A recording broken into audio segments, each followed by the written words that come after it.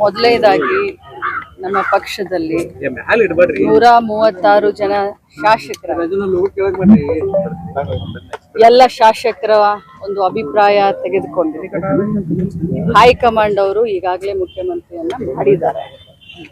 ಈಗ ಯಾರು ಏನು ಹೇಳಿದ್ದಾರೆ ಅನ್ನೋದಕ್ಕಿಂತ ನಮ್ಮ ಪಕ್ಷದಲ್ಲಿ ಅಂತಿಮ ತೀರ್ಮಾನ ಹೈಕಮಾಂಡ್ ತೀರ್ಮಾನವೇ ಅಂತಿಮ. ಸೊ ಈಗಾಗಲೇ ಸಿದ್ದರಾಮಯ್ಯ ಸರು ಸಿಎಂ ಆಗಿ ಒಳ್ಳೆ ಕೆಲಸ, ರಾಜ್ಯದ ಜನರಿಗೆ ಏನು ನಾವು ಭಾಷೆಯನ್ನ ಕೊಟ್ಟಿದ್ವಿ ಆ ಭಾಷೆಯನ್ನು ಈಡೇರಿಸಿಕೊಂಡು ಒಳ್ಳೆ ಆಡಳಿತವನ್ನ ಕೊಟ್ಕೊಂಡು ಮುಂದೆ ಹೋಗ್ತಾ ಇದ್ದೀವಿ. ಪ್ರಸ್ತುತ ಇಷ್ಟರ ಬಗ್ಗೆ ಅಷ್ಟೇ ನಾನು ಮಾತನಾಡಲಿಕ್ಕೆ ಬಯಸ್ತೀನಿ.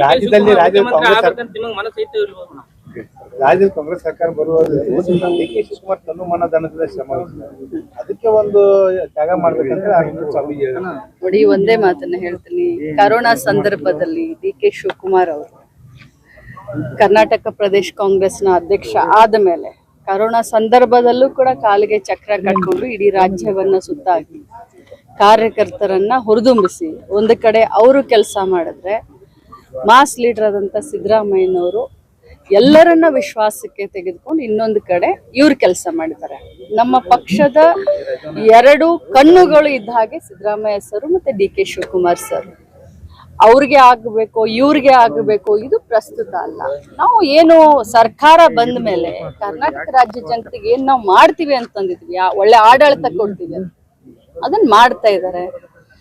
ಏನೇ ತೀರ್ಮಾನ ಇದ್ರೂ ಕೂಡ ಅದು ಹೈಕಮಾಂಡ್ ನಿರ್ಣಯ.